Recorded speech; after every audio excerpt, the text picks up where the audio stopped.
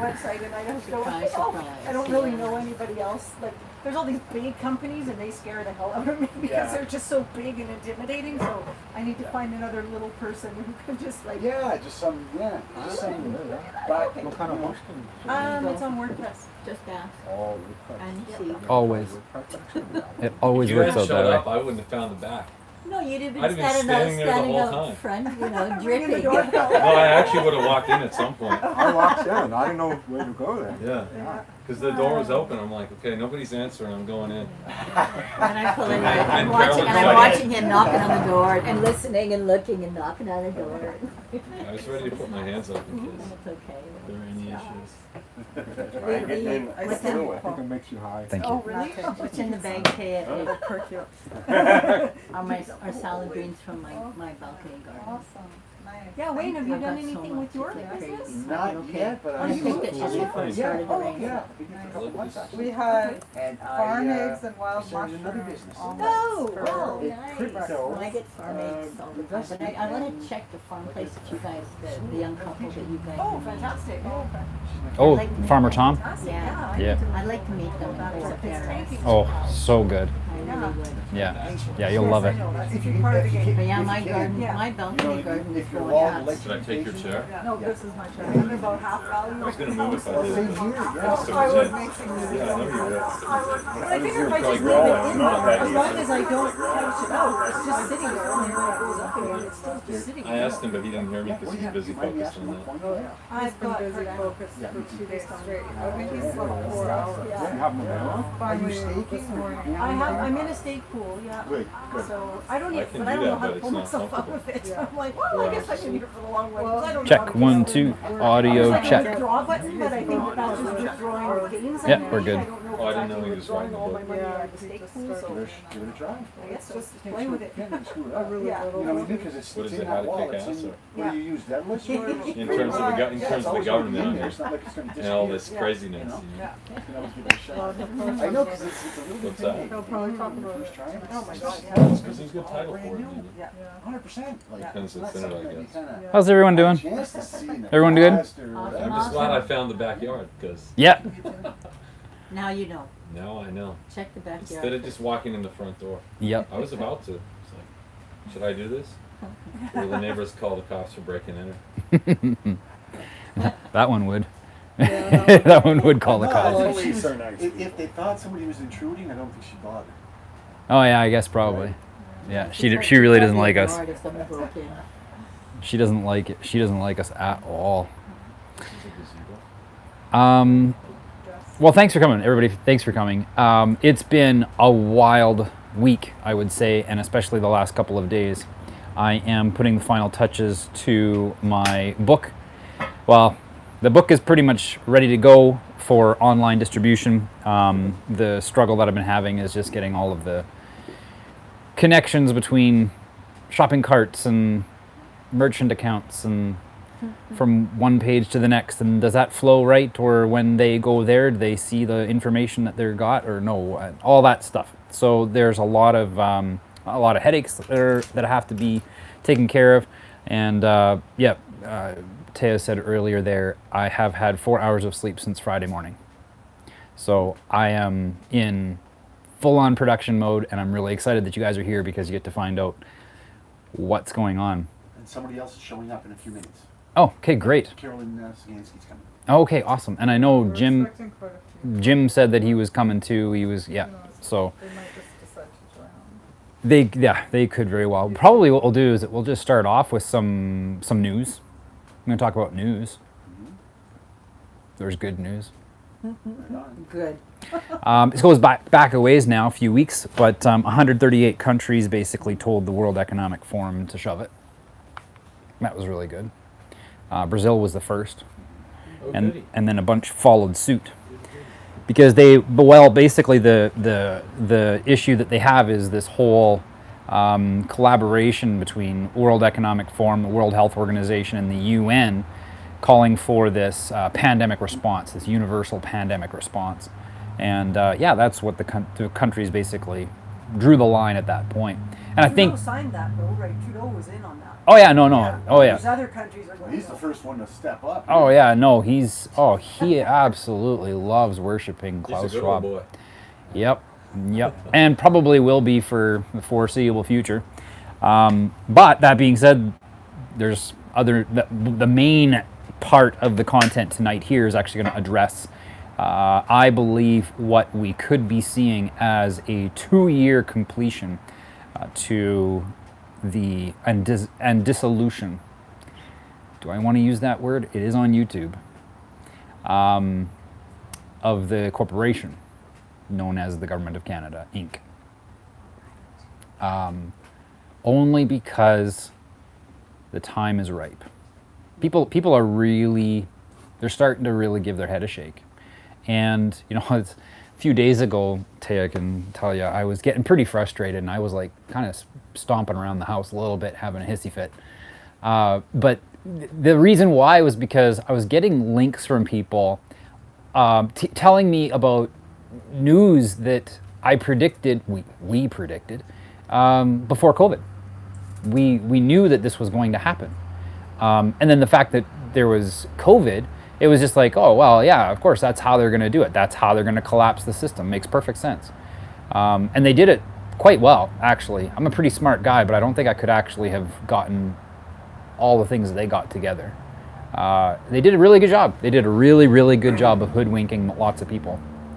And I think that, you know, as more and more nonsense comes forward, more and more people are just saying this just doesn't add up, which is great. However, there are people that I've been corresponding with for like 5-6 years in my life, and they are self-proclaimed to be, you know, awake. They're aware of what's going on. They know that the government is, you know, doesn't have our best interests at heart. They always come forward with restrictions and legislations and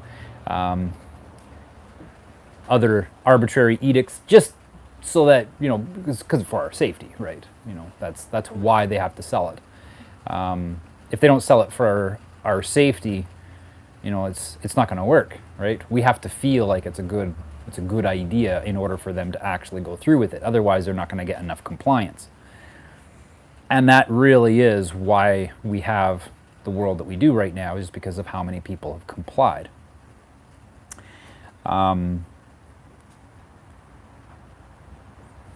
Back to, sorry. Buttons are My button's undone? Oh yeah. Back to these people, when they are sharing with me things that, you know, are not news. Like, yes, I get that that article was just posted 2 days ago, but I was telling you that that article was going to come out 2 years ago, right? And I'm not trying to make it seem like, you know, I'm better than these people because I know so much more, or that I saw it coming from so long away. I'm not. That's not why I'm upset and why I had a hissy fit. It was because another one bites the dust. The reason why I got upset was because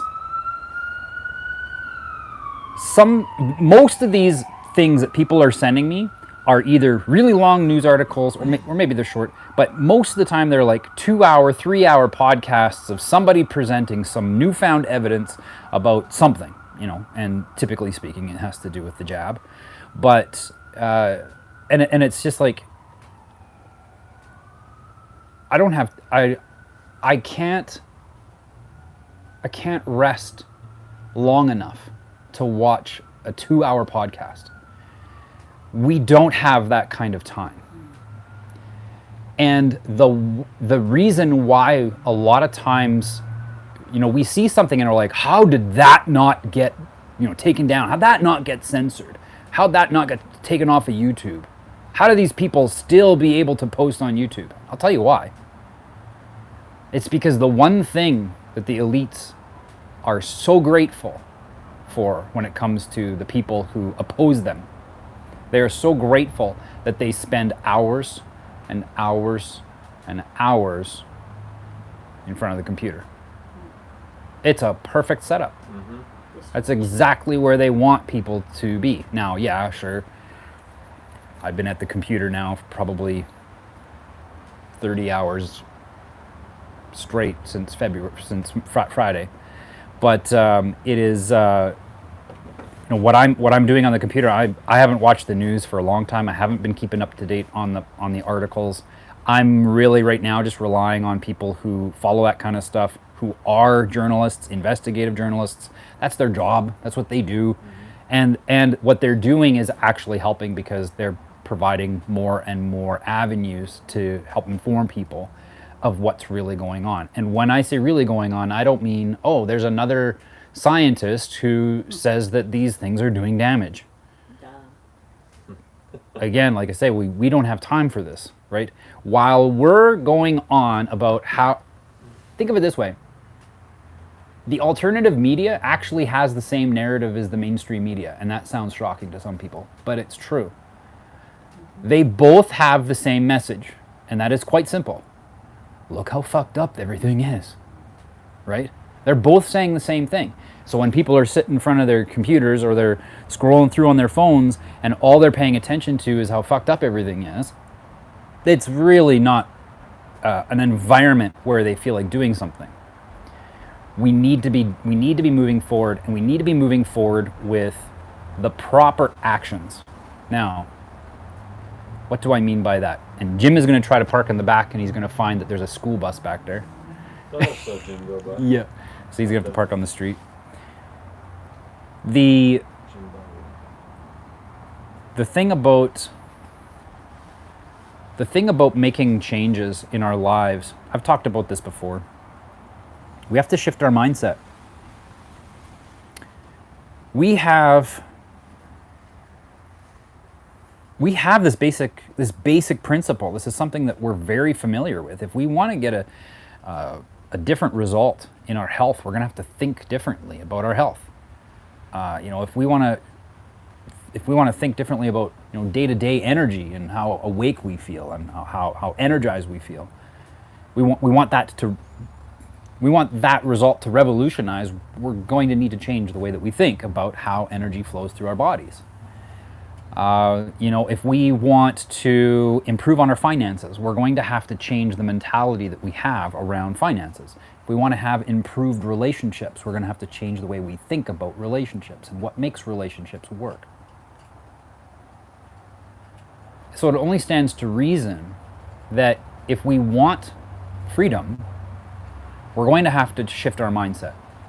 That's where the revolution has to take place. The revolution cannot occur out there. It can't. Especially with a mindset that says we got to just elect the right person and then we'll be free. Like it's literally it is so it's hypocrisy to say something like that. And I mean, the politicians are the worst, of course, because they perpetuate this mind virus that they are the ones that grant you freedom. No, they don't. They don't have the capacity. They don't have the wherewithal. And I say that because if they did, they wouldn't be saying, if you just vote for me, then you can be free. Or, if we just get this law passed, then we can be free. Or if, we've got a constitution and the Charter of Rights, therefore we're free. No, you're not free because somebody scribbled some lines on pieces of paper. I mean, you're free because you were born here. And not because you're born in Canada. You're on, we're in Earth here. This is our home. And because we're here, we're free. We're not free because the government says so. We're free because we were born. A government, if it has any role whatsoever, is to ensure that your freedom is safeguarded. so that when your freedom is jeopardized, or if harm, loss, or damage comes to you, there's something in place where you can get remedy. But that's not even the government. That's actually a court system, and that has to be yours too. It can't be the government's court system. That just doesn't make any sense. And I mean, that's what we have right now. In fact, Canada is the only court system in the world that has a credit rating. Yeah. So because it has a credit rating, that means it's not a justice system at all. It's a corporation, a for-profit corporation with a credit rating. And so then that means the judges aren't judges. They're administrators, corporate administrators, making sure that the company policy, that's why they got to hire police, is being adhered to. We don't have law enforcement officers in Canada. They don't exist. Why? Because that would require a system of law. We don't have one of those. So we don't have law enforcement officers. Here's Jim. How's it going? Hey, Jim. You wanna sit here? Yeah, grab yourself a seat anywhere you like. Coming, I can see. Oh, okay, cool. Awesome. Hey, grab a seat while you can. Is this live on the internet? We are going live, yep. But the camera is pointed straight. This is the frame of view right here. Let's hear this weird voice. It is a weird voice. Yeah, Paul, anybody want a beer? I'm good, thanks. I'm good, thank you. I'm good, thanks. Driving the car, man. I'm driving the car. Attaboy. Attaboy. YOLO. One honest person in the room. Yeah. I tried. That's like high level peer pressure right there.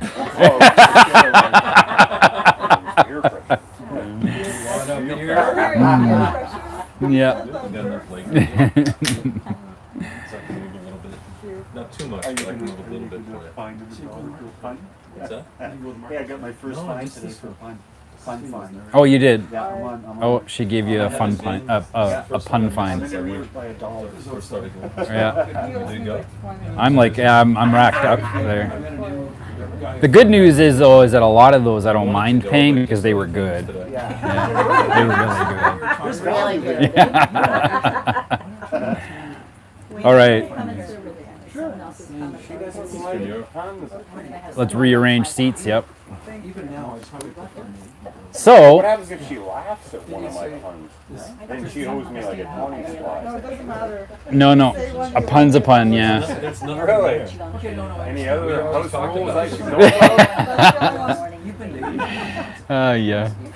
There is, yeah. If you plan on telling dad jokes, especially, like, Columbia. be If they just be prepared to bring cash. You know. That's Oh yeah, come on in. Dude, I don't know that guy.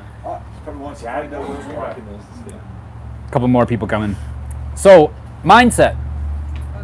The mindset is what we need to work on.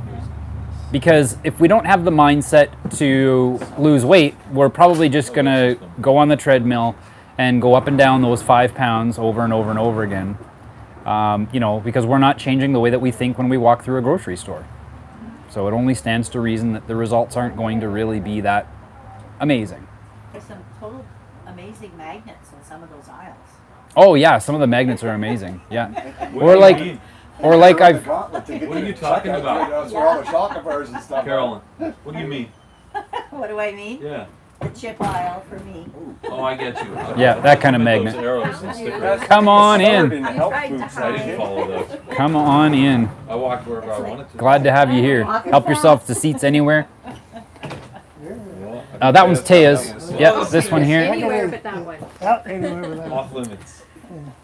That probably cost you a All dollar. out your beer I'm not sure for what period of time. All right. You better watch it because it might get knocked through. I want to make sure that we keep things moving forward for the people that are online. Appreciate the So, offer, though. so, yeah, mindset. That's what it boils down to. We have to shift our mindset. And over the last month, I've been getting a lot of communities, people, you know, who are organizing communities, people who are community advisors, kind of like myself, who are He's got a better. who are these people are wanting to help their communities, but they don't know how to. They don't know what's next. And so tonight we're going to be talking about what Freedom Sword is going to be becoming. We've been having some fun. We've been doing some socializing. We've had some great events. We've learnt lots. And we're still going to continue to do that kind of thing, but my focus is going to be shifting. With the number of communities that are expressing interest in having coaching, I'm shifting careers. And so I'm going to become a consultant to communities that are looking to have an integrated, to have the different components of their community be more integrated. That's a better way to put it. You know, we've got people who are focusing on education. We've got some communities that are actually really good at it. They've started up their own education pods. Some of them are doing homeschooling. Some of them are doing more of like a day school at people's homes. That happened because of, you know, the teachers that refused to partake in the medical experiment, which really was more of a bioweapons experiment, but whatever. Then we have, you know, we've got people who are developing new forms of energy. You know, Tom out by Wildwood, he's building a gasifier, which a wood gasifier is something where you put wood into the furnace, and there are specific coils inside that wood stove that actually recirculate the smoke and burn it. And it exchanges the combustion of the smoke into electricity. So you can heat your home with the wood and power, you know, most of it as well. And in fact, believe it or not, that's how some vehicles were run in World War I. They would literally just load up some wood into the gasifier that's connected, and they were able to go. We may need that down the road. We just might need that. We just might need it. And there's Carolyn. Yeah, there she is. Awesome. So, people need to integrate all these different aspects of their community, though. If there's no integration, things just kind of fall apart, things peter away, you know, people don't stay in contact with each other. And so we need to galvanize the people across these communities, and we need to do it quickly. And so I've brought you here. You're here because you've been following me for a while, at least, and some of you are newer. But the reason you're here is because you recognize that we don't have the home that we used to, and we'd like it back, or at least be able to have the freedoms and the unalienable rights that are ours by virtue of being born and not because someone said you have them. We need that. We need that. That's where we thrive. And the societies that live in peace, all of them, have strong communities. And those communities together, working together, because some communities have strengths and some have and they have weaknesses as well. But other communities will have strengths where our community is weak, and vice versa. And so that kind of a social structure provides a lot of security, a lot of safety, even defense. And the societies that have lasted the longest, that have defied that 100-year cycle of empires, never have a ruler. They don't have someone able to dictate what other people can and cannot do with their lives. And they last the longest, and they're prosperous. You know, I like to talk about the Vikings lots. They were never defeated. They just kind of, you know, dissolved, disappeared. They kind of absorbed themselves into other nations around the world. But they didn't have, no one was in charge. They had leaders, but there were no rulers. And as a result, their farming was absolutely impeccable. We hear about how Vikings were, you know, these barbarians that, you know, were going from ocean across sea to sea to, you know, lay conquest and waste to villages and towns, and but that's not at all what they were. That's not at all what they were about. In fact, they were very peaceful, and they loved finding new countries and new nations to trade with. In fact, for a while, the Chinese bought weapons from the Vikings because of how superior their craftsmanship was, even though they weren't actually a nation of war. All of the stories that we hear about how they did pillaging was almost always in response to an attack by the Saxons. And their legacy was tainted by propaganda. And the reason why was because the Saxons won the war, so to speak, but they didn't want people to know where they got their success from.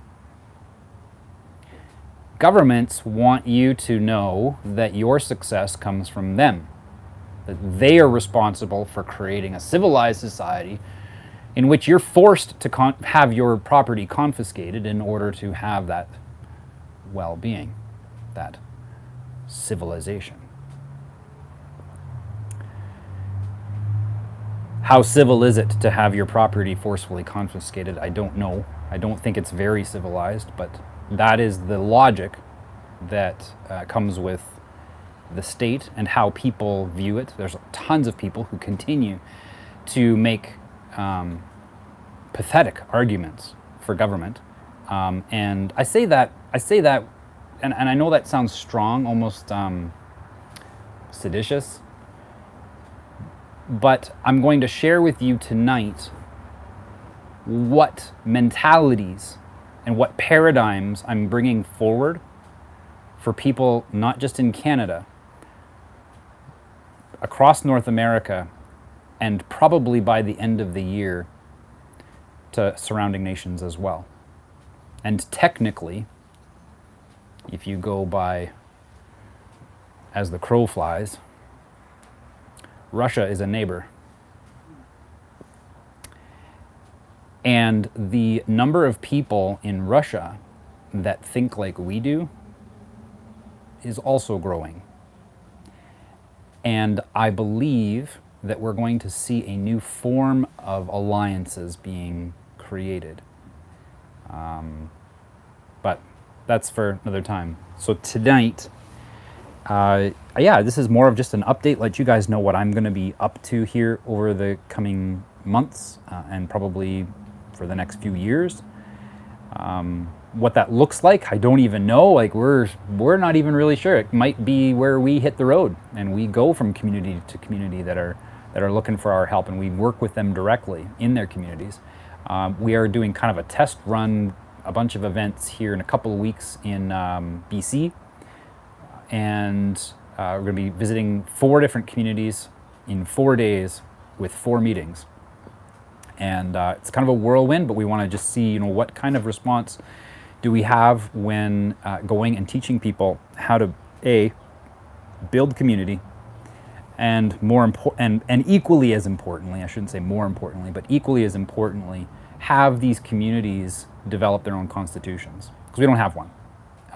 There's a lot of talk around our Constitution Act of 1982. I am willing to be shown otherwise, but the last piece of paperwork that we have on the matter is saying that pursuant to Section 58 and 59 of the Constitution, the Constitution would take effect April 4th, 1982. And Section 58 and 59 of the Constitution talks about how the lieutenant governors all have to unanimously agree on changes made to the Constitution. Well, back in 1982, there was a lieutenant governor that just didn't like Section 23 of the Charter of Rights and Freedoms, which had to do with everybody in Canada has a right to learn either English or French in a school of their choice. Well, the lieutenant governor in Quebec didn't like it, and so it was never passed. And in fact, the Queen's proclamation was never made. There was a declaration made, but the declaration says that a proclamation would be made at a later date. And that is the last paperwork that we have. Because they need Section 58 and 59 of the Constitution to actually be adhered to bring the Constitution into force and effect. So, people are, showing the Charter and Rights and Freedoms on the $10 bill, and they're saying that I've got the right to travel and all that stuff. Yes, you do have the right to travel, but God forbid it's because you have a piece of paper that says so. You have the right to travel because you were born here. You don't have a Charter of Rights and Freedoms, and you don't have a Constitution. Now, does anybody know what that means in terms of international implications?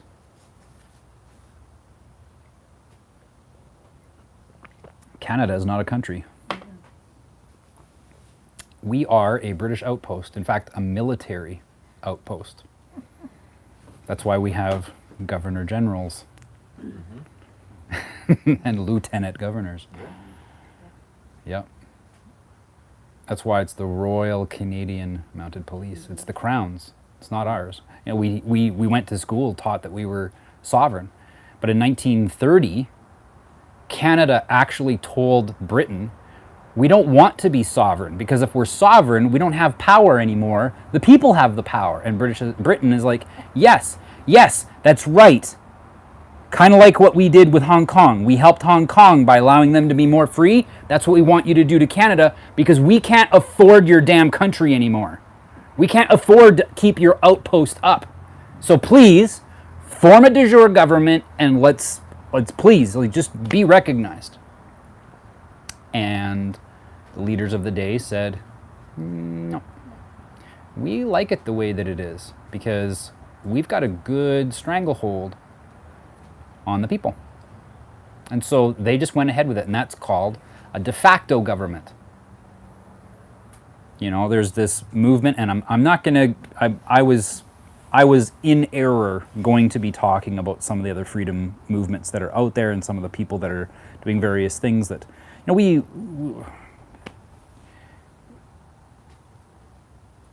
we may have differences in how to go about this. And I certainly have, I know, strong opinions. But my opinions, and you'll see as I go through kind of the introduction to the book, my opinions are not based on, my stances rather are not based on opinions. I'm as much as possible, and I like to be corrected when I'm not. But I, as much as possible, like to make sure that my arguments either have a moral or ethical basis.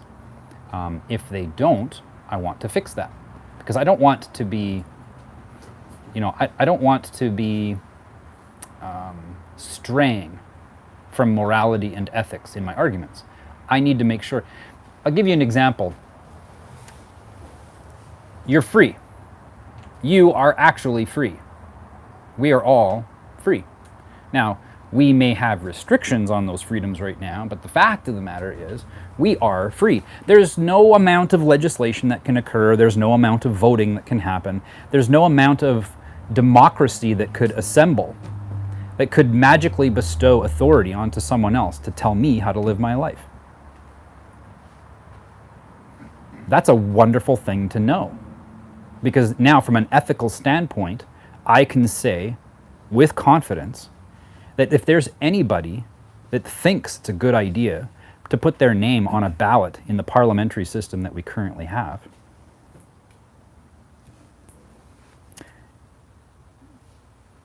they're immoral.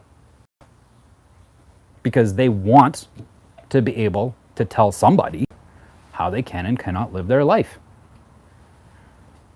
And we know this because all you have to do is ask any one of them, what should happen to me if I disagree and don't follow along with the rules? What if I don't want to pay into that program to provide subsidies for that schooling? What should happen to me? And they all unanimously agree I should be imprisoned. So they hate me. They have absolutely no standard of morals whatsoever. In fact, they actively seek ways to abandon morality.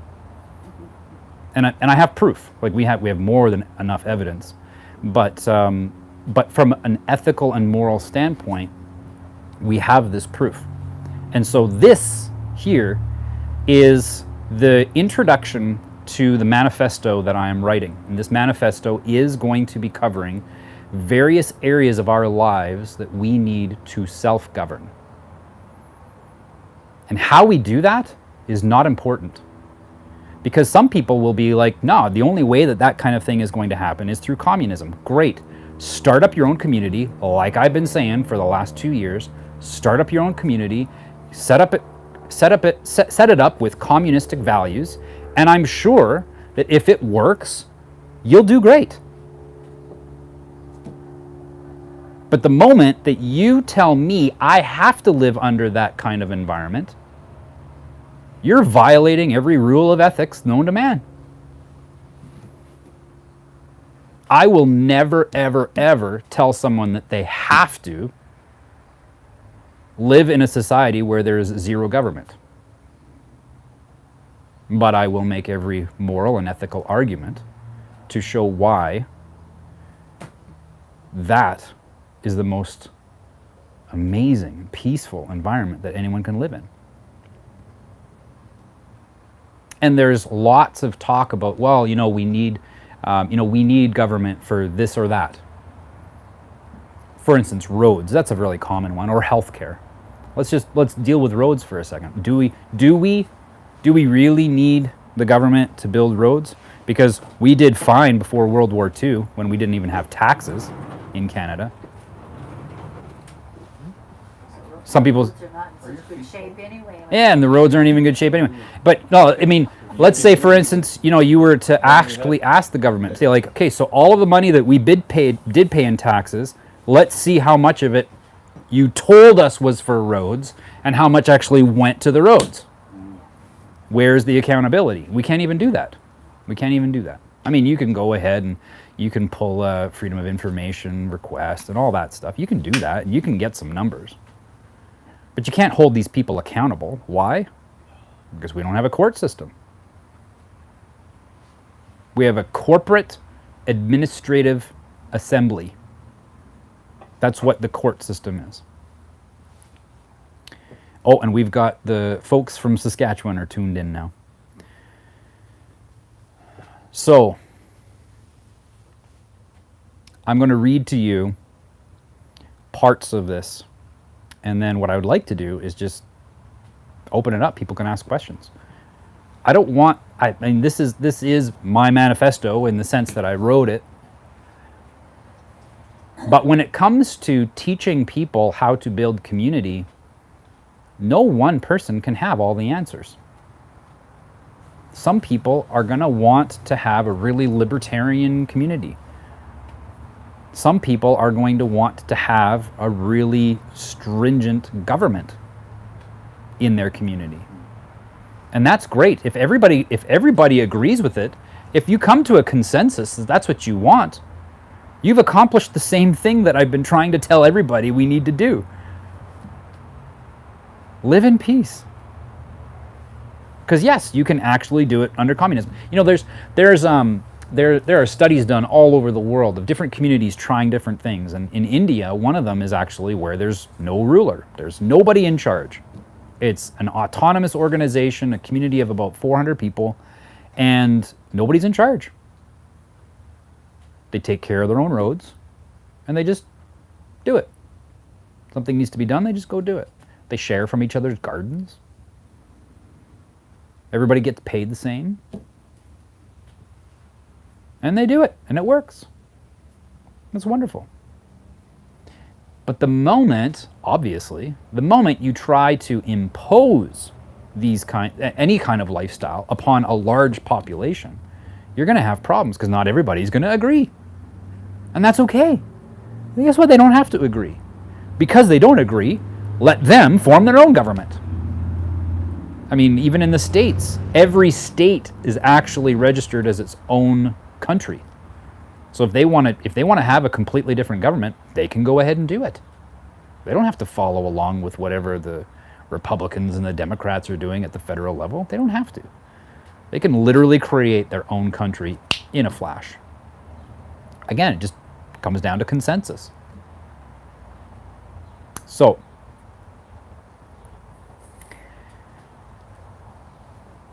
back to mindset. We aren't going to be able to help people live free if they can't think like they are free.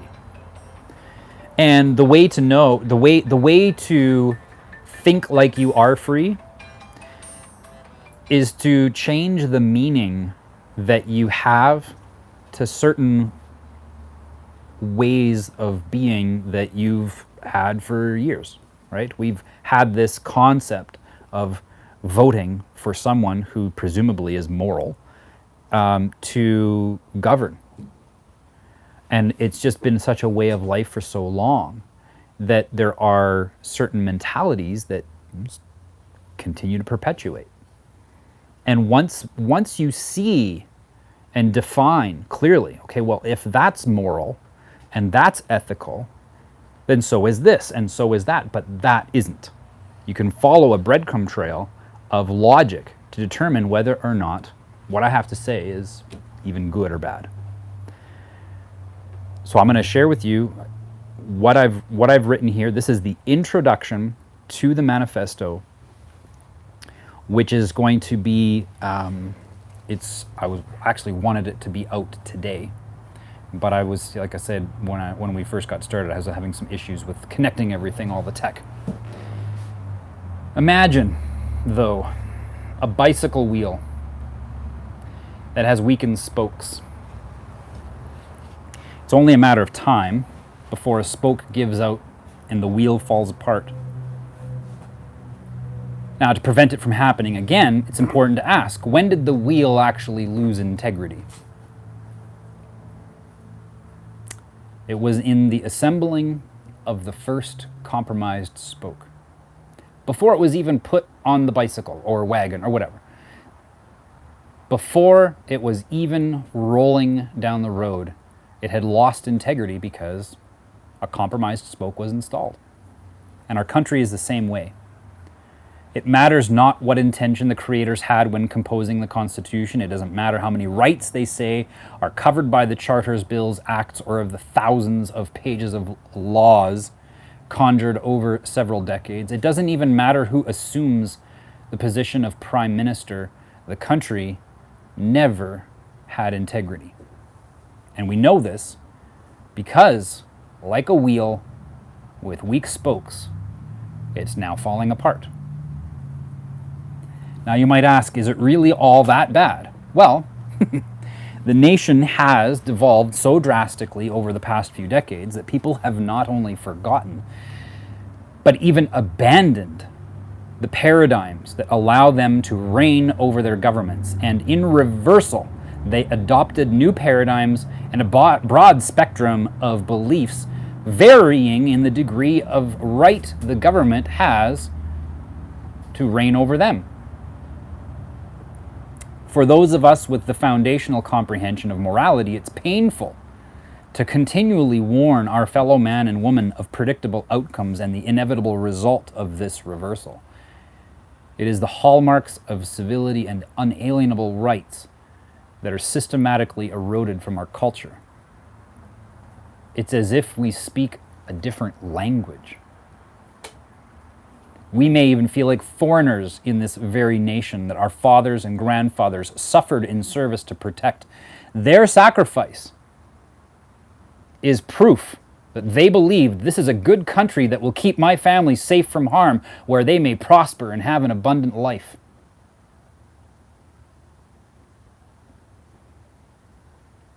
Yet today, there are people with every political ideology that you can think of that are now questioning if the sacrifice of our veterans, whether they paid the ultimate sacrifice or suffered watching others pay it, it was all in vain. So, from a fundamentally moral perspective, yes, it is that bad. There is a simple paradigm that no one on earth has any right of authority to tell someone else how they can or cannot spend or save their money, which plants they are or are not allowed to consume and in what way, or what they are or are not permitted to do with their property or bodies. If one can recognize this paradigm, it then becomes simple enough to see that no one has the right to grant a right they don't have to someone else. Even if a bunch of people got together and they said, we're going to make a claim over who we appoint to have the rights of authority, it still wouldn't be magically moral. It's not hard to understand, but for some reason, the majority of people evade this basic moral principle, living day in, day out, believing that there is a collective or a democracy that can come to a public consensus on who shall possess the right of authority over our neighbors. As foreigners, we experienced even further isolation when our closest friends and relatives sent barrages of petitions, political party membership forms, and forwarded texts of sentiment like, if you want to save our country, you'll sign it. By the way, the origin of the word petition is from the mid-14th century, and it means a supplication or a prayer, especially to a deity. We can assure you, no matter how many well-intentioned people go to rallies and raise their hands worshiping their god, the state, by way of their favorite politician, it is impossible. No glorified candidate could hold legitimate authority over someone else. We, the reasoning, will never feel inclined to pray to them for freedom. The notion is ludicrous. To us, it's the equivalent of a slave pleading and imploring their master to loosen the shackles so they can feel more free. Maybe you respect people like Trump, Macron, Biden, Trudeau, or maybe you cheer for their most fierce opponents. Perhaps you retain hope. Maybe there's good amongst them. Yet here they abandon all integrity when they claim we want to be free and proceed to make conditions on the freedom, like you have to vote a certain way, you need the police on your side, or the proper way to do this is with a referendum. And the worst one, the worst mind virus that I've heard to date, is that the Queen gave us laws that free us. Think about it. If our freedom is dependent on a specific someone occupying some particular chair in some khaki-colored building in a town someone once claimed was the capital, we're not free. And if this specific someone is meant to sprawl squiggly lines on pieces of paper declaring we are free in order for us to be free, we are far from free. The moment society devolves to such a paradigm, tyranny has all of the foundation it needs to expand. So, regarding these people that you may respect in government, only one of two things are possible. Either these politicians know that they're misleading us, saying that we have to do certain things in order to be free, and they seek candidacy to lead us anyways, or they don't know, and they're still seeking candidacy with complete ignorance of the consequences of their actions. Either way, it doesn't matter. Both of them possess the same qualifications to govern another life as an ant has to build a starship. They are unfit for public service, and pretending otherwise classifies them as the most degenerate, dysfunctional, and consequently the most destructive people on the planet. That's right. Relative to the public that values freedom, political party leaders seek to be the most liked amongst the most immoral. Now, be mindful. We are not idealists. We are not delusional pipe dreamers. Evil would not magically disappear in a society where government power is non-existent. The masterful thieves and con artists will still roam the planet, seeking yet another inhabitant to convince what defines the fair share that they must surrender in order to have a civilized society. All we're asking is that society not offer a position capable of even the tiniest amount of power over someone else. Why? Well, because cancer can only grow where an environment supports their growth. And the first environment that these people commit every crime known to man in order to have this environment is one where you grant consent. The longer the position is occupied by people who've gained your consent to show up for work every day in Parliament, the more power they accumulate. Now, to prevent all of this from happening again, let's review that wheel analogy. When did the wheel lose its integrity? It was in the assembling of the first compromised spoke. When did our nations lose integrity? The moment someone implemented a protocol of governance with a paradigm that there just might be somebody on this planet that has the moral right to tell someone else how they can or cannot live their life. And worse, people have spent their hard-earned money on party memberships. They've debated to select who they think has superior morals, and then have the audacity to call it the will of the people, presumably so they don't feel like slaves fighting over who should govern the weight of their burdens. Now, for the next level of paradigm shift. When did your nations, the wheel fall apart?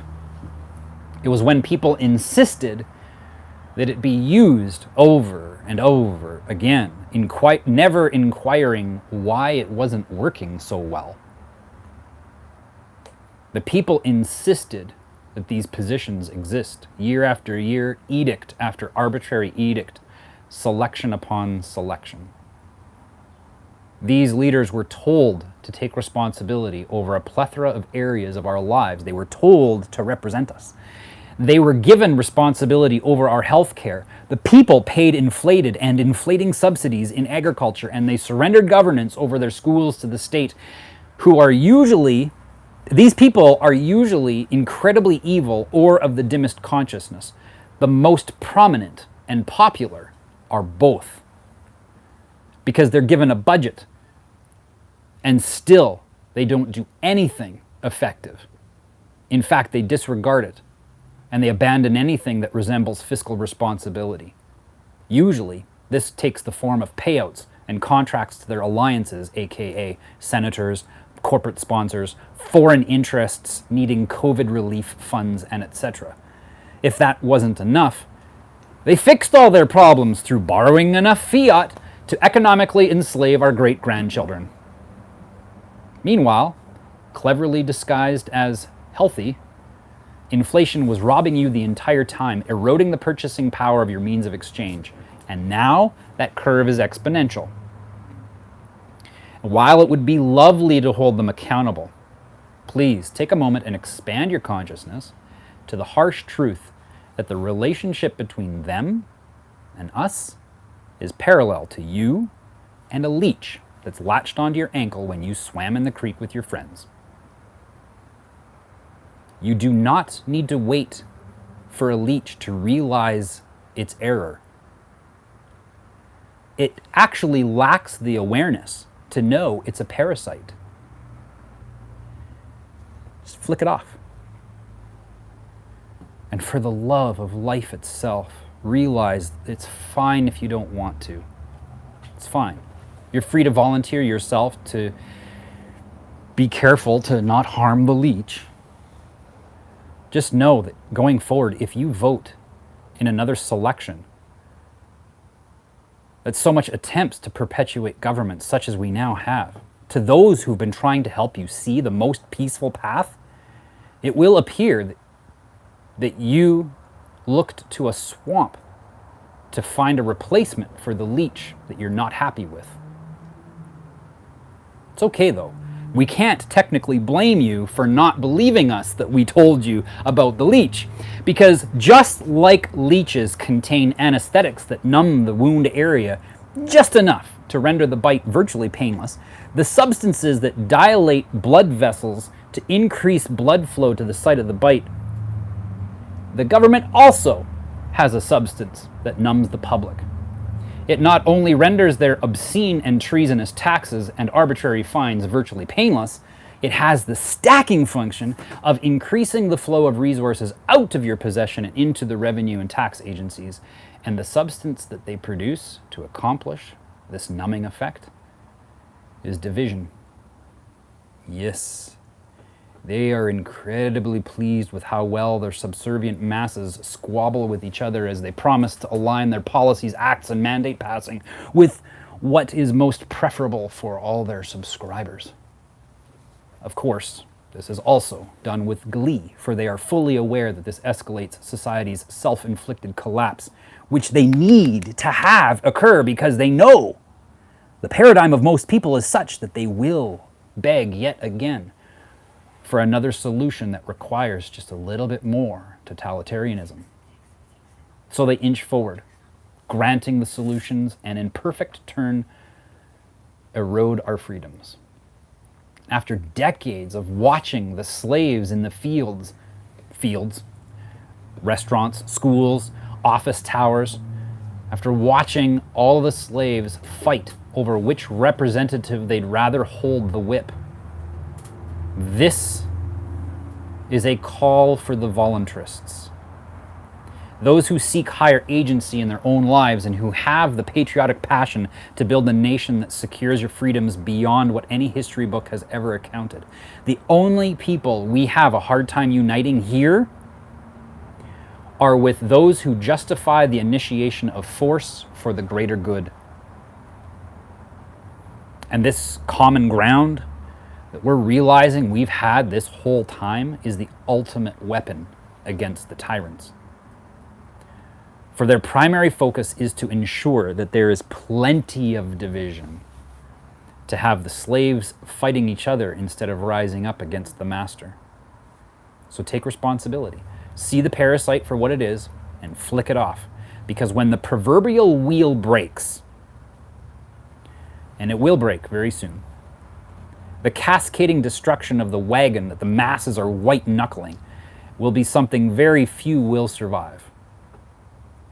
And those that do are going to have 100 times more work ahead of them than the reasoning that are building their nations now. How do they do this? They actually do the same things that they did in Ottawa. They clean their own streets. They shelter the homeless themselves. They play street hockey. They build soup kitchens. And they reduce their crime. And in the same fashion, they do it without asking permission from anyone, let alone someone who would claim right of administration over you. They have no right, and they never did. So today, we're inviting you to make an authentic commitment to your fellow inhabitants of Earth. This could be the hardest work that you've ever accepted, but the returns are immeasurable. The intention behind this manifesto is to be a guide on how to self-govern your communities, but heed that you do not take it as gospel truth. We're only teaching what works for our community's paradigms, and we will likely be wrong sometimes, and we're okay with that. We see all people as self-determinate, pure potential. We're not here to be right. We're here to be free. To rebuild a nation, no one has all the answers for anyone else, let alone everyone else.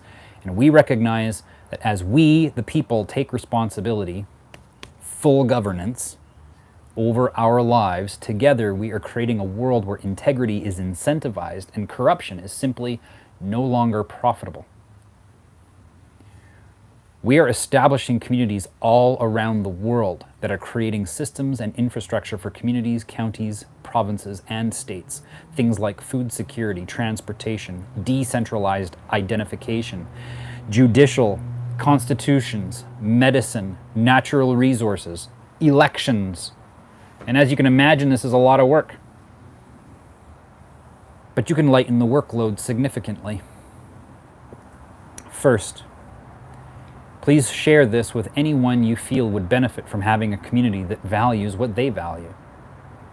This helps people who are joining. They will be able to more quickly find people in their local areas and form communities faster. Second, follow the social media of people who use the hashtag #TheFreePublic. They will be posting the amazing accomplishments of the new nations that are securing their futures of freedom. Third, please consider pre-ordering the Nation Builders Manifesto. This page showing you the shift in paradigms that you can take to further your freedom. This is the introduction.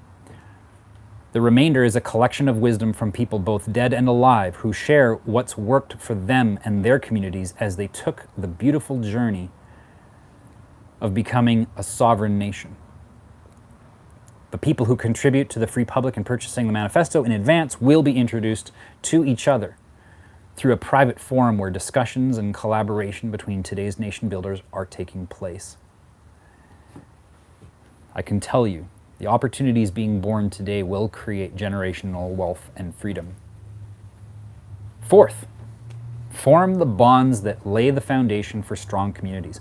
Chat with other entrepreneurs, innovators, farmers, consultants, and more. If it's not with us, form your own Free Public. We'll probably form alliances in the near future as a whole new Earth economy is being brought forward. To determine whether or not a Free Public will serve you or not, just ask yourself if their communities value what you value. If not, keep looking for one that's built on the foundations that you and your community would value. Here, now, you know what we value. If you value the same, share and get involved with the people who wish to share this adventure with you. For any who stand for no less than always seeking more ways to share the virtues of self-governance and voluntarism, there is a special invite for you. This July 1st, join us in a 3-day conference where we collaborate in making an international declaration of independence.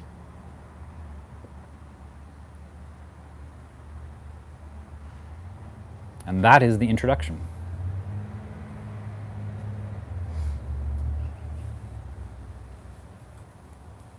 Any comments? Thoughts? Bravo. Yeah. Thank you. Really good. Mind-blowing. That is the, you know, it's like, I don't have a piece of paper here, do I? Oh yeah, here's one. I don't really have much of an attachment to whether or not people follow me in the same things that I believe. But I do know that for a long time, we've been thinking a certain way. And every time we affirm that, we actually increase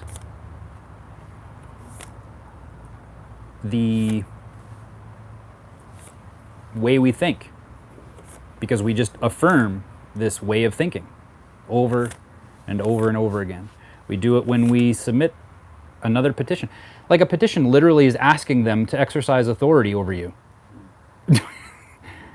That's why I've never signed one. And when people ask me why not, I don't know how else to say it. I don't recognize their authority. I'm sorry. I don't want them to have the power to grant and restrict me rights. Like, in what world is that freedom? Like, you imagine you're on a plantation and you're elbowing your buddy saying, boy, wouldn't it be nice if we had a different slave owner? That's what it is. You know what we should do? What we should do is that we should get together a bunch of the slaves and go to the slave owner and be like, you know, we were thinking, what if we all get together and come to a consensus that we don't like you anymore, and we would like to switch you out for a different owner, for someone else that takes care of all this land. What do you say? Should we do that? Now, some people would be like, no, but Paul, that's not really the same example, because, you know, in Parliament there's that party or this party or that party. No, folks.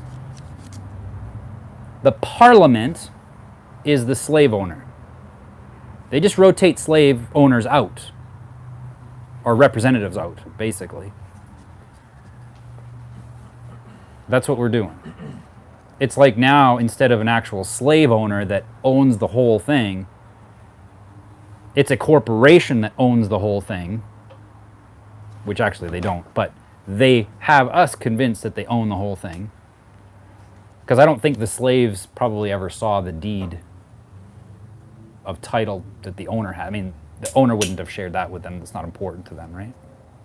Yeah, the government doesn't share with you that they don't even have a constitution. So... Play the Monty Python skit, Freedom or Persecution. Yeah, that's a good one. Says my video is jammed up. I don't know what's going on here. Persecution. Oh, I see. Oh, freedom. Leah, how do you get a copy? I really wanted to be able to launch this tonight here at this event, but I was mentioning when I first got started, been having some technical issues.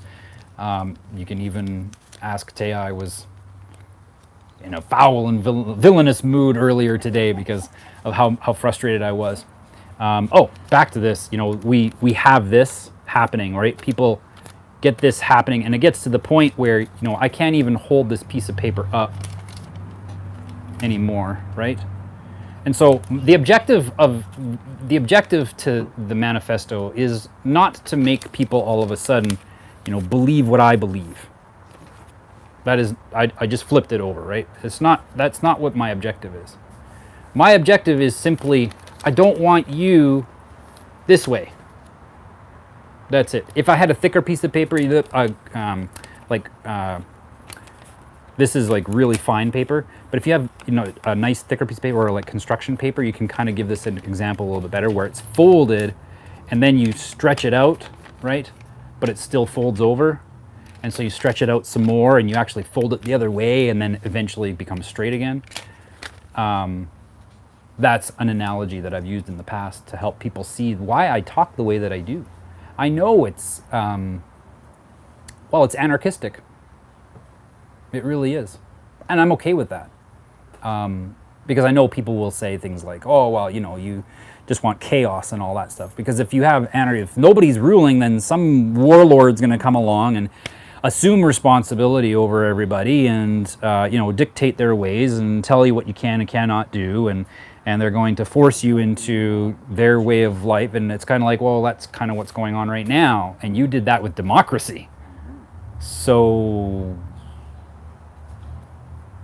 I'm just asking people, give it a try. Give it a try. Besides,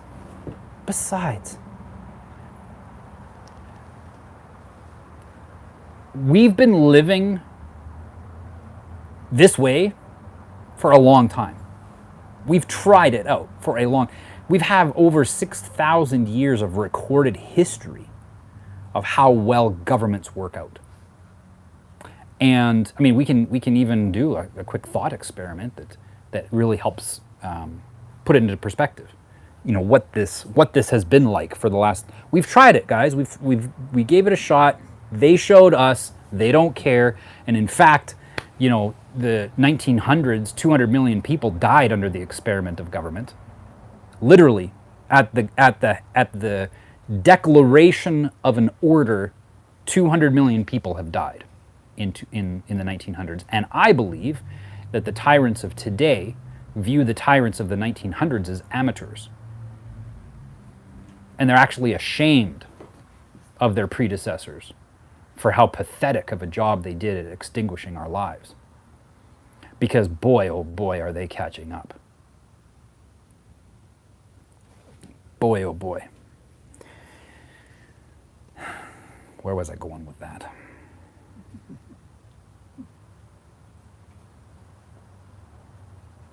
I just want people to change their mentality. I just want people to see, oh yeah, anarchy. So people think that, you know, anarchy is something bad. But if you just go with the root definition of words. So the etymology behind the word, or not etymology, but rather the root words behind monarchy. Monarchy. Mon is one, archy is ruler, right? And then we've got democracy, and that just means demonstration, which means the masses, right? Everybody. And then crassy, rules, right? But if you actually take a look at when they say like the masses rule or the people rule, you might as well say mob rule, because that's how it works. That's how it works. We literally have a system of mob rule, and we're wondering why it's not working. We are relying on an election where the majority of people who elect a certain way, and somehow that makes it okay to have someone with the authority to tell you how to live your life. And it boggles my mind. We got corporatocracy. Companies rule. That's fascism. Anarchy, I mean, there's archy, so there's ruler. But what is an? A-N. Does anybody know? Negation. What's that? Negation. Negation, yeah, or without. So without ruler. Sounds pretty good to me. While it's the only moral option that we haven't tried.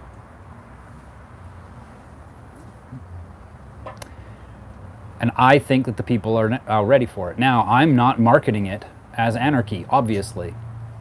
That would be counterproductive. Step force to anarchy. But I mean, common law is anarchistic, 100%. 100% anarchistic. Nobody has the authority to govern over you. And you might even grant consent for it, and that's okay. But guess what? If you can't withdraw the consent, it's not called consent. It's something else. Usually fraud. And each person has a choice. Of course. Each person has a choice to decide for themselves. Yes. And how they're going to behave, and how they're going to act, and how they're going to react. And this concept extends into our own agency. So yes, you can behave and act and do whatever you want. No one can tell you what you can and cannot do. But here's the thing. You're going to find life difficult if you try to force other people into your way of thinking. It's just not going to work. I've been in rooms where like there's 50 to 60 people, and I've asked, and not even, because I never used to talk about this kind of stuff. I was talking about dumb things like network marketing. Ugh. But that I would sit in front of a room, and every once in a while I'd kind of play around with these topics. I'd be like, hey, does anybody know, like, is there anybody that, has the right to tell you how to live your life? And no, of course not. No, that's great. Does anybody think that that since no one has the right to do that, that they have the ability to pass that right off to someone else? I mean, pass a right off. They don't have a right to do it. Does that mean, could they potentially pass that right off to someone else? A right they don't have? Well, no, of course not. Okay, cool. Awesome. And, everybody says the same thing. And then I'll even ask, who likes to vote more left-wing, or who likes to vote more right-wing? And everybody's putting up their hands all the time, except for the left and right thing, right? Then it's like half the room. Yeah, no, I would prefer more left-leaning ideologies. I'd like to have more right-leaning ideologies. Well, both of them have no consideration whatsoever for what your rights are. They hate them. The only reason they're there is to slowly erode them. because they know they just can't take it like that. That would be just too much. They got to push the limits and then just kind of slack off a little bit. Kind of like what they did throughout COVID. Push the limits a little bit, yeah, you will ease up the restrictions. And, you know, even lately, right? I mean, I would say our group is definitely head and shoulders about what other groups are doing right now. But a lot of them are not doing anything. Like, there's nobody doing anything. Maybe some markets here and there and that kind of thing, but people feel like the restrictions are lifted, so we can go back and, you know, take care of business and, you know, whatever else. Yeah, go, and you know what? Go and take care of business. You're going to have to. But just recognize that if you're building a business in a system that's old and you're not shifting and adjusting your business to adapt to what's coming, you're not actually building your business. Because it's the learning that inherit the earth. While the learned, you know, the people who already know everything, that, you know, they're actually beautifully equipped for a world that just simply doesn't even exist anymore. And it's like, yeah, you know what? When you're learning, it's tough because you have to muster up the vulnerability to say, I don't know the answer. But that's way better than saying that you know the answer and crashing in that wagon that's falling apart right now. I cannot believe that it has gone on as long as it has. In 2019, May of 2019, the yield curve inverted. And there has never been a time in history when the yield curve, the global yield curve, inverts where we don't have a financial collapse within 18 months. What is a yield curve? It is it is a measure of the strength of the economy. This smaller in short terms, and normally speaking, that growth has a certain curve to it, right? But then when it inverts, where it goes like that instead of like this, when it inverts, you are on the brink of collapse. And so in May of 2019, I was like, "Whew, here we go, here it comes." And there was a lot of action, especially in gold. Like, gold actually had a new high in 2019, and but then it came back down again because what they do? They suppressed the price by flooding the market with paper contracts. And now, to this day, you know, there's estimated 500 people who think they own every ounce of gold that's above ground because of how many people have been hoodwinked into believing that there's 500 times more gold than there actually is. That's how much they've fraudulently manipulated the markets. I mean, you know, you take a look at the Dow Jones. Dow Jones is a measure of the economy, right? Because that's the average. That's an index of the top 30 stocks in the New York Stock Exchange, and it's just higher than ever. And we've had a little bit of a blip here in the last little while, but I mean, it reached new highs during COVID, when the market was contracting. How did that happen? Trump said that he did it. Does anybody know how it happened? Pump money. Pump money in the Yeah, they just pump money. Yep. Print more money? Print more money. And it was actually the government buying the stocks from the companies, and they were just keeping on buying and buying and buying and buying and buying them. And sure enough, man, it kept on climbing and climbing and climbing and climbing. And I honestly didn't think that they were going to be able to print as much as they did, but they did. And they're still doing it. Printing. And they're still doing it. And every time they print, it weakens the value of the currency that sits in your bank. You are losing your money. I mean, this is another mindset thing. It's like we are told that I mentioned it in the book as well. We're told that inflation is a good thing, that there's, you know, it's healthy inflation, right? We're supposed to move on, you know, 2 to 4% per year. That's really good. And we just kind of throttle things and make sure that stays. Well, 2 to 4% per year. That's how much value you're losing in purchasing power every single year. And yeah, Yeah, the only reason that it's possible is because someone out there wants to have control over how you trade with me. That's the only reason that currency exists. It doesn't exist because they needed a financial instrument to do trade. It exists because they wanted the financial instrument to do trade to belong to them. So that we have to abide by the terms and conditions of their product.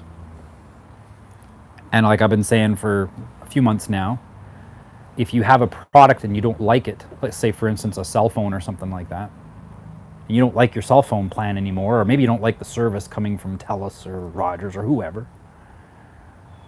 do you sit there and be like, I'm going to vote a new CEO of TELUS to come in so that I can get some customer service? That's what Elon Musk is doing. Yeah. You know, it's that ridiculous that people have this mindset, this frame of mind that just doesn't take that extra little step. You've got these moralities over here.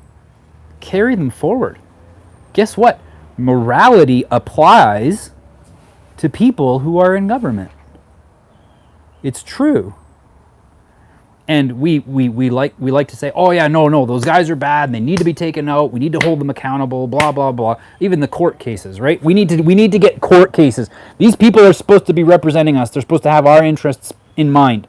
No, they're not. Folks, they're not supposed to have our interests in mind, okay? And some people are like, what? Are you kidding me? That can't be the case. These people can't be running in politics saying that, you know, they... I just need to double check here because I'm getting notification that my... No, Tia, your cat is so majestic. It thinks it's a lion. My phone is saying that I'm getting...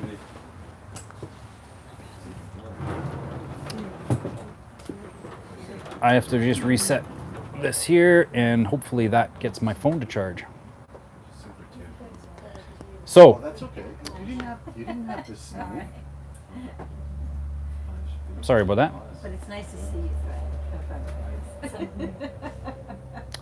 So yeah, I mean, I'm just about done, guys. We've been at it for 82 minutes here. We are the shift that's happening right now. The way things are progressing, it's going to require a lot of work. It's going to require some help. And I've got a few people in position already. I'm so grateful. Nicole worked last night too. She was up all night editing, and she's going to be instrumental. I've got Leah now, who is my personal assistant. She's taking care of a lot for me as well. I mean, even the tour that I'm doing with Doug Force next in 2 weeks. He wanted some flyers done, and I'm like in the middle of doing my book and trying to figure out all this stuff on Friday, and I'm like, I don't have time for this. Sent her a text, can you make a flyer? 2 hours later, it's all done in the email, sent off to Doug, and he loves it. Oh, thank you so much. I say this because there may be times where I'm going to need some more help. And I'm positioning myself with this career shift to be able to pay people, because it's a lot of work. It's a lot of work. And even if it gets to the be where, you know, I'm not going to pay you to do this or that, the opportunity to be a consultant to people who are establishing community, like Taya. People are asking Taya all the time, what's this?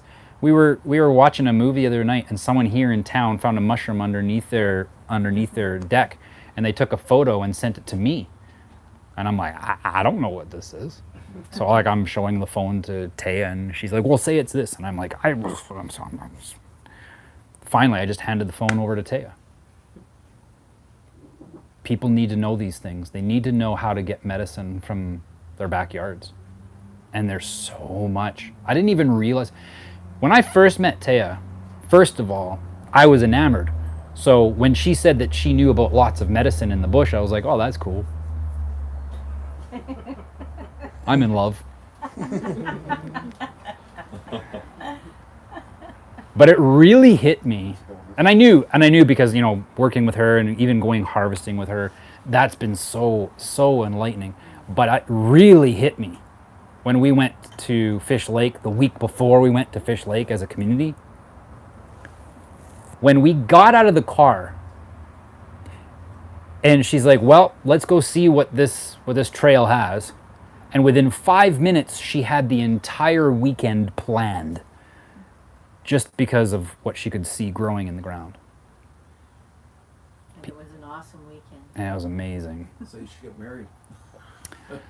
Yeah, except marriage requires the state.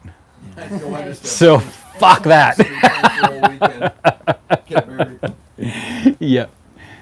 So the people need this help. Like, we're going to Saskatchewan middle of July, and she's going to be doing workshops out there for people there who want to learn how to get medicine out of the back 40, because we know what this war is about. This war is about our consciousness, but they're waging it on the battlefront called healthcare. And when this war is over, we aren't going to have healthcare. Okay? Win or lose. Because if they win, they will have destroyed all of their economies to such a point that it's going to be years before they have anything that's remotely functional. Years. Whereas we can literally, in a weekend, show people how to establish their own healthcare in their own communities. In a weekend. We can show them how to do that. That's just one thing. There are so many things that people are going to need help with. You know, Wayne right now, he's working hard, so hard. I almost feel like I've employed him as a slave some days. But he has, the work that you've done is exemplary. He'll sit there and he'll say, oh, it was nothing. It was just, thanks for your help, Paul. But what he's done is actually done all of the groundwork necessary for us to discover a algorithm that we can create to employ one of the most effective investment strategies that the ultra wealthy use, called dollar cost averaging. And we're able to use it on a micro level with people who have less than $5,000. And they can start using that same kind of strategy. You know how much those guys make when they're doing dollar cost averaging on cryptos right now? They're making like 400-500% per year using dollar cost averaging. Now, I know how they do it, but they do it with millions, tens of millions of dollars, right? And they're doing it. Do you want to unhook the cat? Sorry. Oh, she's stuck? Yeah. Oh, okay. You know, dollar cost averaging is well known by people who have lots of money as the best strategy they could possibly have for catching good market movements, especially in bearish markets. And right now, cryptos and the rest of the world is in a bearish market right now. The dollar cost averaging that's happening right now is astronomical. It's huge.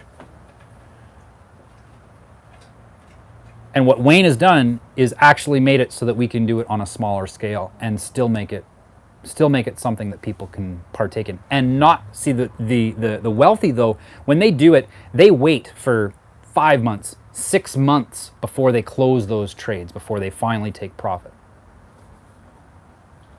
Wayne's working on something right now where that dollar cost averaging can happen in a period of 4 hours. Well, that can be very helpful. And he makes it easy for you to understand. And he makes it easy, yeah.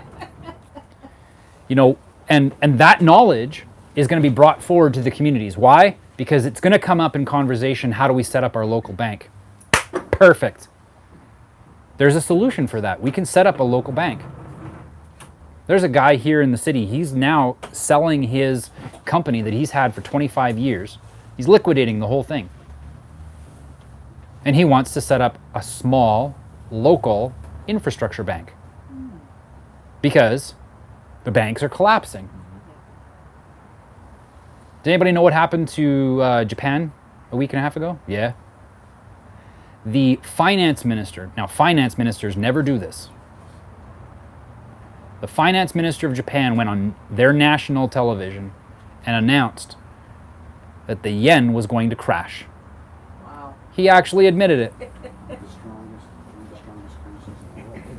The third largest exchange in the world, attributing to over $6 trillion globally, is going to zero.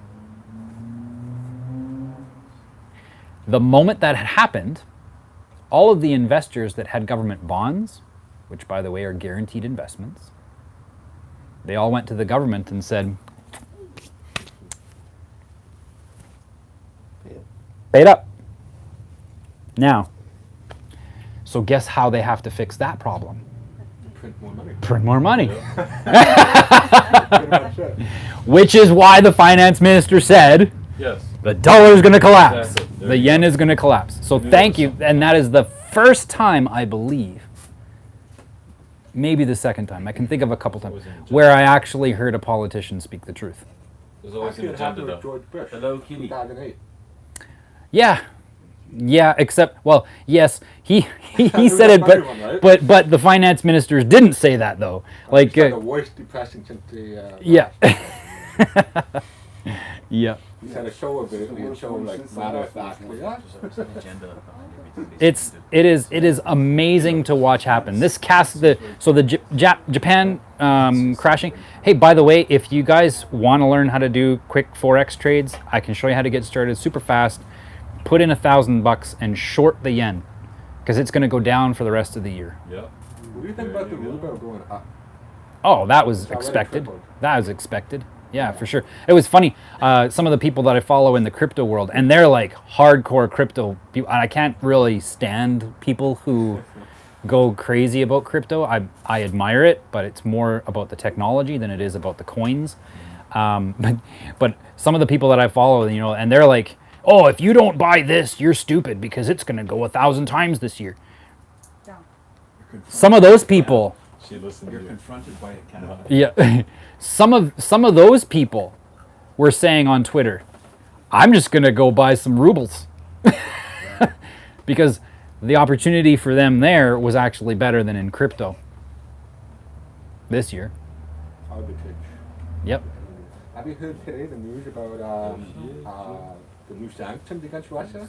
The gold imports, they're banning it. They're taking the Russian gold off the market. So Yep. if that happens, guess what? Maybe tomorrow we're going to see, I don't know, it's manipulated, right? It's all manipulated. I know. It's all manipulated. The funny thing about funny thing about all the sanctions against Russia is that Russia doesn't care. No. They have all the gold they need. They have all the oil they need. They have uranium. They have farming. They've got power. They've got everything they need. They don't need to import anything. They have everything they need. So when a country, the US or even the UN, says, "Well, you can't have this anymore," Russia was like, "We weren't buying it from you." You know, "We're not going to buy your oil anymore." That's okay. China is. They don't have McDonald's anymore, Oh, they don't even have McDonald's. Russia. Nice. Changed the name. We're still operating under the same group. Yeah.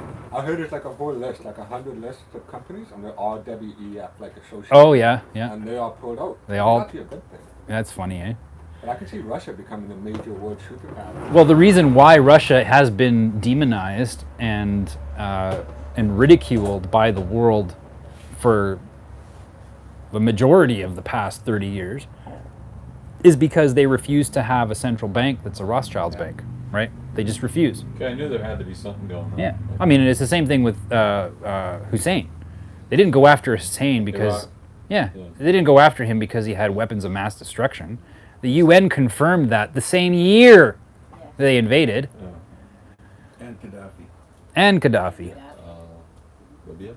Mm-hmm. They took his gold. And that's why they hate Syria,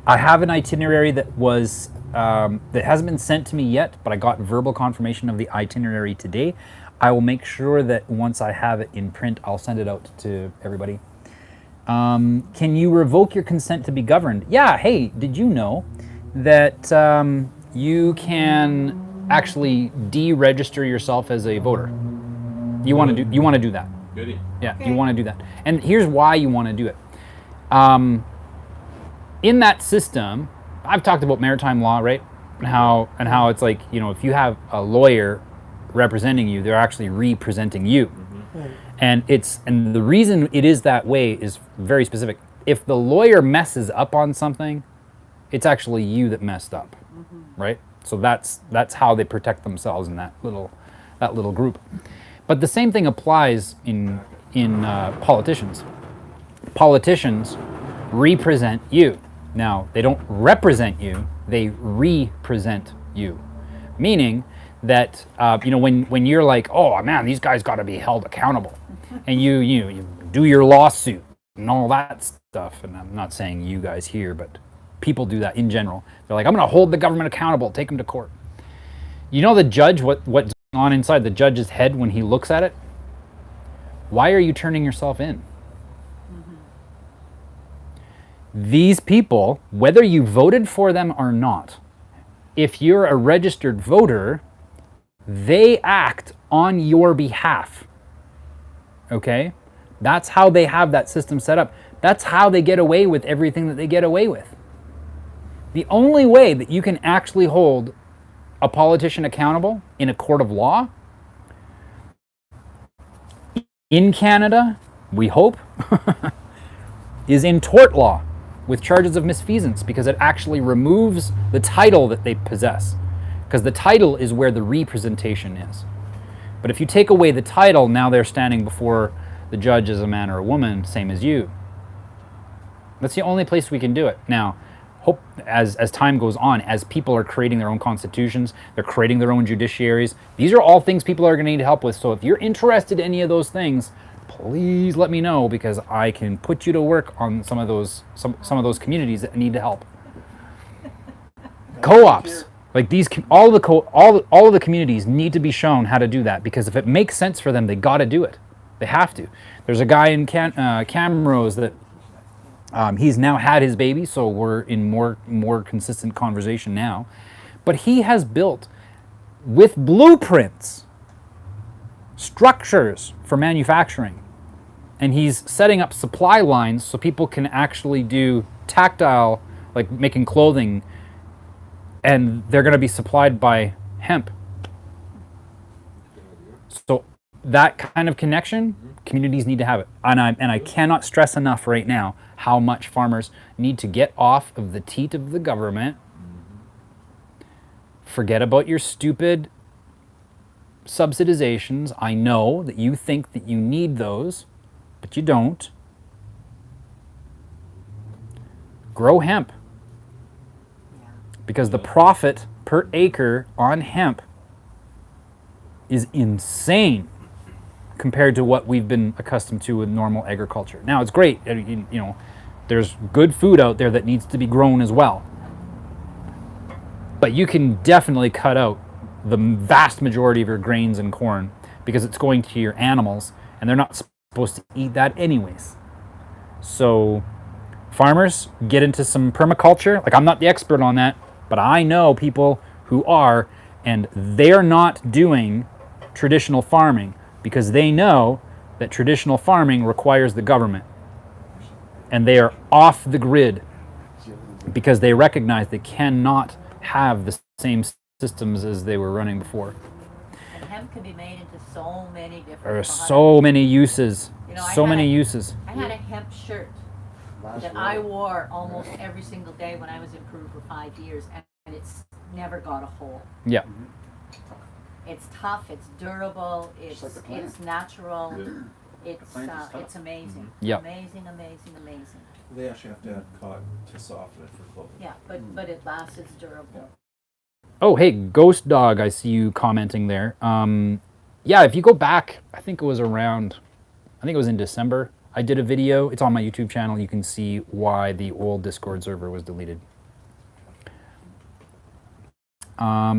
Yes, Leah, I know, and the work that you're doing. She's building greenhouses, and she's just kicking butt right now. People are building greenhouses in their backyards.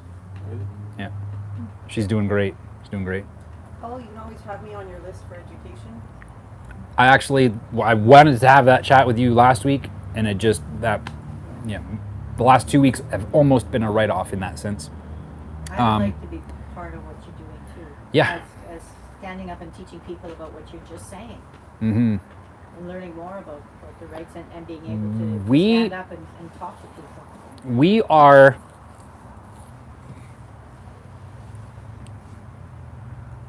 at the tip of the spear right now on so many things that are happening.